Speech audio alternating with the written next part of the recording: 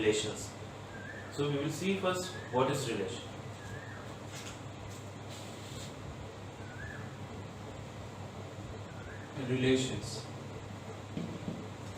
Relation जानने से पहले सबसे पहले ये बताएंगे आपको पता ही होगा 11th में या अर्लियर क्लासेस में आपने पढ़ा होगा कि सेट्स क्या होते हैं।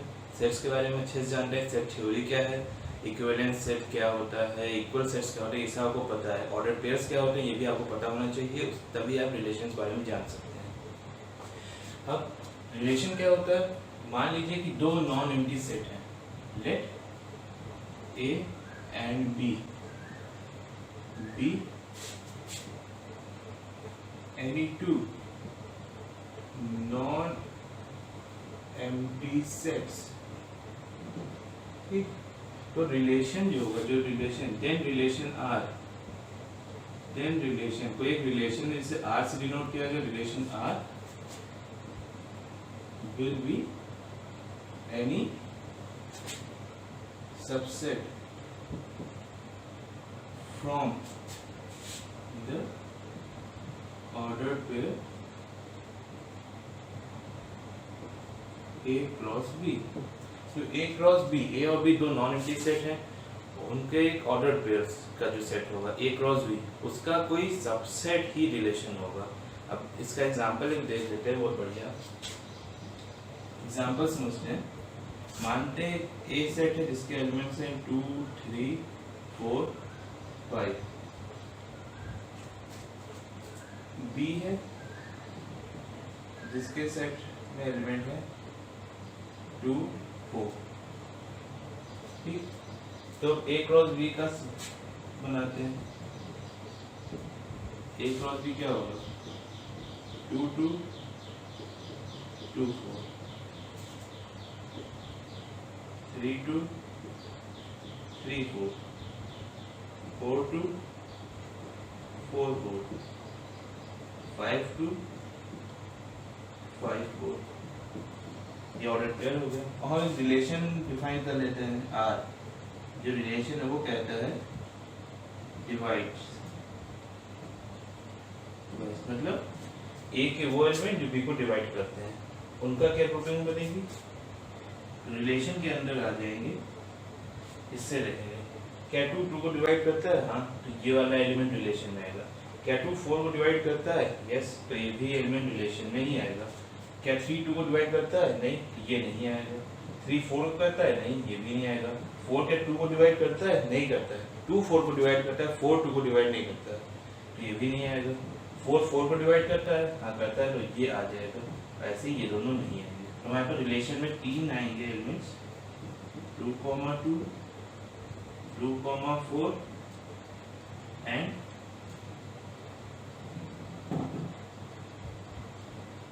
4 4। तो रिलेशन ये था set A cross B। Relation के अंदर 3 एलिमेंट सेट्स के अंदर से, इसीलिए हम ये कह सकते हैं कि रिलेशन इज अ सबसेट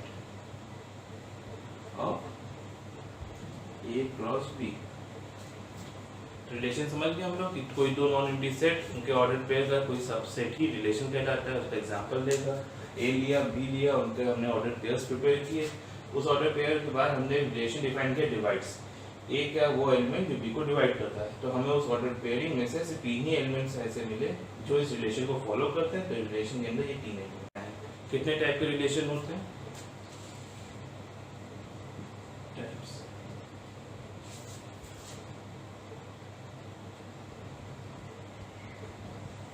पहला टाइप का रिलेशन उसे कहा गया रिफ्लेक्सिव, दूसरा है उसे कहा गया सिमेट्रिक, और तीसरा है उसे कहा गया ट्रांजिटिव। 3 तरह के रिलेशन हो गए, reflexive relations, symmetric relation and transitive relations.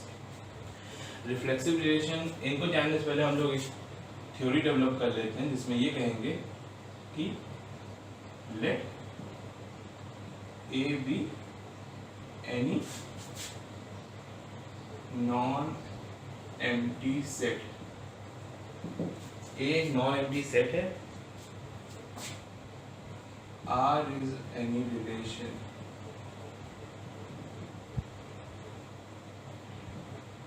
Find on A. इन तीनों के जाने से पहले एक थ्योरी हमने डेवलप की जिसने कहा कि ए एक नॉन एम्प्टी सेट है और आर एक रिलेशन है जो कि ए के ऊपर डिफाइन किया गया है। अब रिफ्लेक्सिव क्या होगा, सिमेट्रिक क्या होगा, ट्रांजिटिव क्या होगा?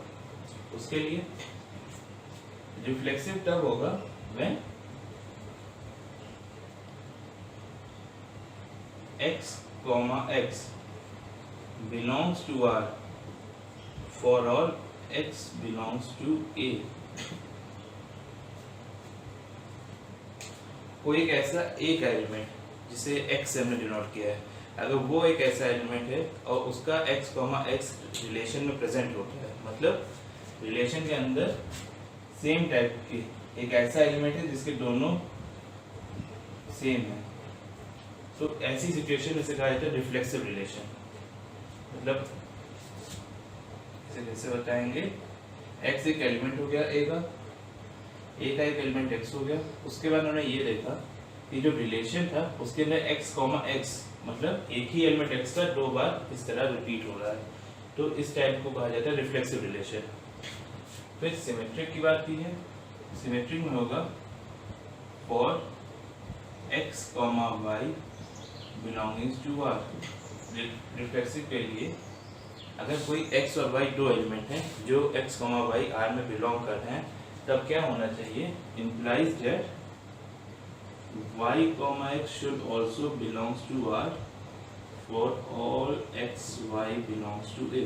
मतलब कोई दो एलिमेंट होंगे a के x और y, तो अगर x, y R में बिलोंग कर रहा है तब हमने y, x भी R में बिलोंग करना चाहिए। अगर कोई ऐसी सिचुएशन रिलेशन के अंदर मिलती है तो वो रिलेशन सिमेट्रिक कहा जाएगा। Transitive relation for x, y, z belonging to A। Transitive relation के लिए हम मानेंगे कि कोई तीन एलिमेंट्स हैं A के, x, y and z, x, y, z A के तीन एलिमेंट्स हैं। फिर अगर x, y रिलेशन में है एंड y, z भी रिलेशन में है, तब होना क्या चाहिए, x, z भी रिलेशन में बिलोंग करना चाहिए। अगर ऐसी कंडीशन, ऐसी सिचुएशंस होती हैं तब रिलेशन को ट्रांजिटिव रिलेशन कहा जाता है।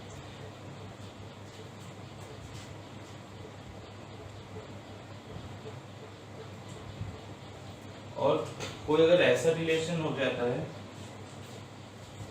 If any relation R is reflexive, symmetric and transitive, then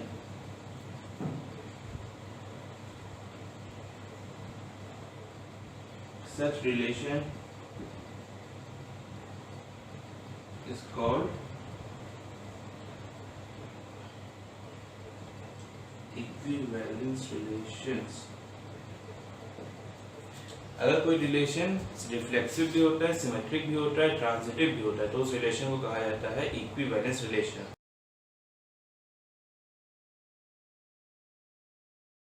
Now we have earlier talked about what are reflexive relation, what are symmetric relation and what are transitive relation।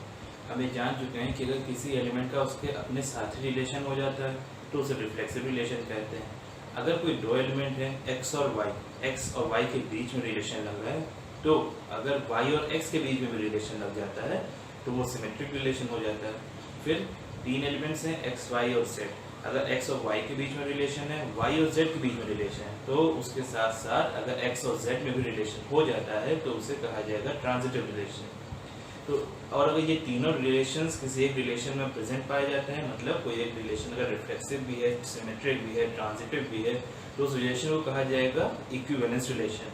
अब हमारे पास एक question है जो आपकी screen पे भी अभी आया होगा। उस क्वेश्चन में हम अब ये दिखाएंगे कि क्या ये रिलेशन इक्विवेलेंस रिलेशन है कि नहीं। हम स्टेप बाय स्टेप शो करेंगे कि पहले रिलेशन रिफ्लेक्सिव है, फिर दिखाएंगे कि सिमेट्रिक है और अंत में दिखाएंगे कि ये रिलेशन ट्रांजिटिव भी है। अगर ये तीनों चीज़ें होती हैं तो गिवन रिलेशन क्या हो जाएगा हमारा इक्विवेलेंस रिलेशन होगा। अब हमारे पास क्वेश्चन क्या दिया है, क्वेश्चन दिया है if I be a set of integers and relation R is defined as, एक सेट है इंटीजर्स का जिसे आई से डिनोट किया गया और उस सेट के ऊपर एक रिलेशन आर डिफाइन किया गया। वो रिलेशन क्या कहता है कि अगर कोई दो एलिमेंट्स इंटीजर में बिलोंग करने वाले ए और बी हैं, तब अगर ए माइनस बी इवन इंटीजर होता है तो वो रिलेशन में बिलोंग करेगा। ठीक है, मतलब ए बी दो एलिमेंट्स हैं, उसमें इंटीजर्स में बिलोंग करने वाले, ए माइनस बी अगर इवन इंटीजर होता है तो हमारा रिलेशन में वो बिलोंग करेंगे, मतलब ए और बी के बीच में रिलेशन होगा, वरना नहीं होगा। अब हमें सबसे पहले यही चीज शो करनी है रिफ्लेक्सिव के लिए। तो we will suppose that let A belongs to I, कोई एलिमेंट ए है जो आई में बिलोंग करता है और रिफ्लेक्सिव के लिए हमें क्या शो करना है, रिफ्लेक्सिव के लिए we need to show A relation R, A relation A, need to show A comma A belongs to relation R। अब ये एक एलिमेंट होगा इंटीजर्स के अंदर का, हमें शो करना है कि A कॉमा A मतलब A का खुद ही के साथ रिलेशन है कि नहीं है। ठीक है, अगर ए और ए रिलेशन में बिलोंग करते हैं तो रिलेशन क्या कहता है, ए माइनस बी इवन इंटीजर होना चाहिए। तो मतलब ए माइनस ए जो कि 0, since A minus A equals to 0 and 0 is a even integer implies that a comma a belongs to R. Hence, R is reflexive. तो अगर a कॉमा a रिलेशन में belong करता है तो अकॉर्डिंग टू रिलेशन अगर हम follow करें a minus B, तो a माइनस a क्या होगा, a माइनस a होता है 0 और 0 इवन इंटीजर है। तो a कॉमा a रिलेशन में बिलोंग कर रहा है, मतलब एक एलिमेंट का उसके अपने साथ ही रिलेशन हो रहा है, तो इसीलिए रिलेशन आर रिफ्लेक्सिव हो गया। अब सिमेट्री की बात करते हैं, तो for any A comma B belongs to are,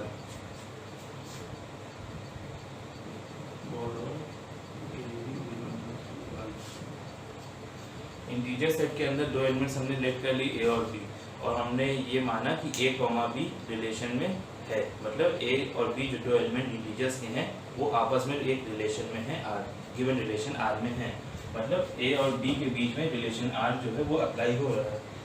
तो ये स्टेट क्या करता है, ये स्टेट करता है कि A minus B is an even integer. अगर ए और बी रिलेशन में है और रिलेशन क्या कह रहा है कि A minus B should be an even integer, तो फिर ए बी हमने माना है कि रिलेशन में है, तो ए माइनस बी तो इवन इंटीजर होगा ही होगा। इसमें से माइनस कॉमन ले लेते हैं, माइनस कॉमन ले क्या बनेगा, बी माइनस ए, क्योंकि ये भी इज एन इवन इंटीजर है, बी माइनस ए भी इवन इंटीजर होगा। अगर ए माइनस बी इवन इंटीजर है तो उसमें से माइनस कॉमन निकालने कोई चेंज थोड़ी ना पड़ेगा, तो ये भी इवन इंटीजर ही होगा और ये इवन इंटीजर है, ए माइनस बी इवन इंटीजर है, ये इवन इंटीजर है, और फिर नेगेटिव साइन ये क्या इम्प्लाई करता है, इम्प्लाई कर रहा है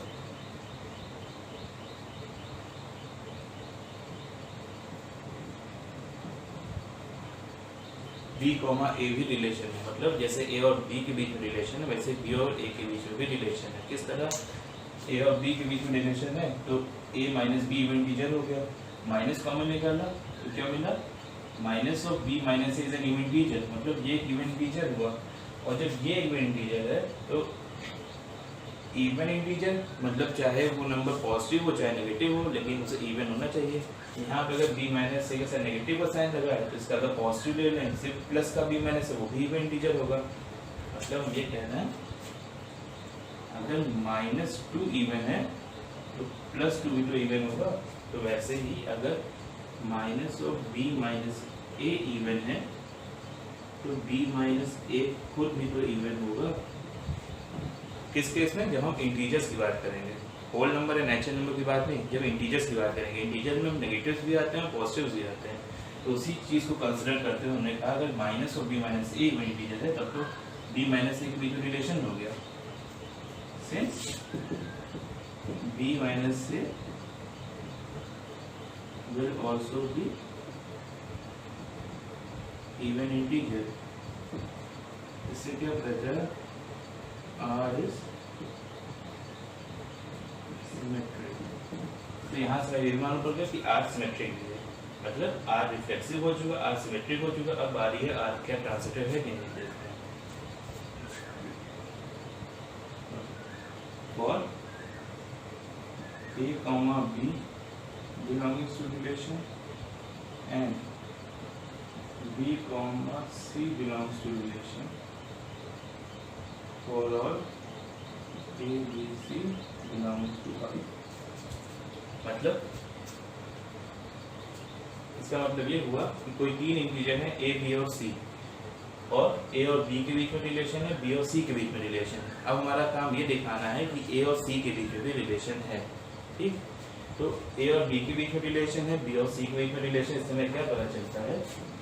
इससे ये पता चला कि A minus B and B minus C are even integers. अगर A, B के बीच में रिलेशन है और B, C के बीच में रिलेशन है तो रिलेशन की कंडीशन सेटिस्फाई करेंगे। अगर रिलेशन की कंडीशन सेटिस्फाई करते हैं तो हमें क्या पता चलता है? A माइनस बी और B माइनस सी, ये दोनों तो इवन इंटीजर्स ही हुए, ठीक। अब इनको ऐड कर लेते हैं, इसको ऐड कर लेते हैं। इन्हें ऐड करने क्या मिलेगा? A minus B plus B minus C. कोई भी दो इवन नंबर्स का या कोई भी दो इवन इंटीजर्स का आप सम करके देखेंगे, आपको एक इवन इंटीजर ही मिलेगा। -2 + 4 करेंगे तब भी आपको इवन इंटीजर मिलेगा। तो किसी भी दो इवन इंटीजर्स का सम भी इवन इंटीजर होता है। ये जो हो गया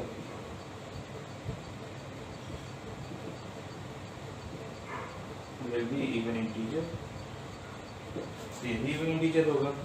इसे सॉल्व कर लेंगे तो -b + b कैंसिल हो गया, क्या मिलेगा? A minus C is even integer। अगर A minus C even integer है इसका मतलब क्या हुआ? इसका मतलब ये मिला A और C given relation में बिलोंग करते हैं।